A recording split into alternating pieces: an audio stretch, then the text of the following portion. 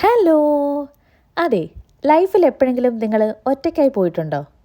അങ്ങനെ പോയിട്ടുണ്ടെങ്കിൽ അതൊരു ബ്ലെസ്സിങ് ആണെന്നേ ഞാൻ പറയത്തുള്ളൂ കേട്ടോ. അങ്ങനെ പോയിട്ടില്ലാത്തവരാണെങ്കിൽ ഇടയ്ക്കൊക്കെ എപ്പോഴെങ്കിലും ഒന്ന് ഒറ്റപ്പെട്ട് തന്നെ പോകണം. അത് വേറൊന്നും കൊണ്ടല്ല, നമുക്ക് നമുക്ക് വേണ്ടി കുറച്ച് സമയം ചിലവഴിക്കാനും നമ്മുടെ പാഷൻ എന്താണെന്നും നമ്മുടെ ഡ്രീംസ് എന്താണെന്നും നമ്മളെ തന്നെ ഒന്ന് അനലൈസ് ചെയ്യാനും പറ്റുന്ന ഒരു ടൈം എപ്പോഴാണെന്ന് ചോദിച്ചു കഴിഞ്ഞാൽ നമ്മളെപ്പോഴാണെങ്കിലും ഒന്ന് ഒറ്റയ്ക്കായി പോകുമ്പോഴോ അല്ലെങ്കിൽ ഒറ്റപ്പെട്ടു പോകുമ്പോഴോ ആണ്. അപ്പോൾ ആദ്യം നമുക്ക് കുറച്ച് സങ്കടമൊക്കെ തോന്നുന്നുണ്ടെങ്കിലും അത് ആക്ച്വലി ചില സമയത്തൊരു ബ്ലെസ്സിങ് ആണ്. ലൈഫ് ലോങ് ഒറ്റയ്ക്കായി പോകുക എന്നുള്ളതല്ല, പക്ഷേ ഇടയ്ക്കൊക്കെ ചില സമയത്ത് ഒരു സെൽഫ് റിയലൈസേഷന് ഒറ്റപ്പെട്ടു പോകുന്നത് നല്ലതാണ് കേട്ടോ.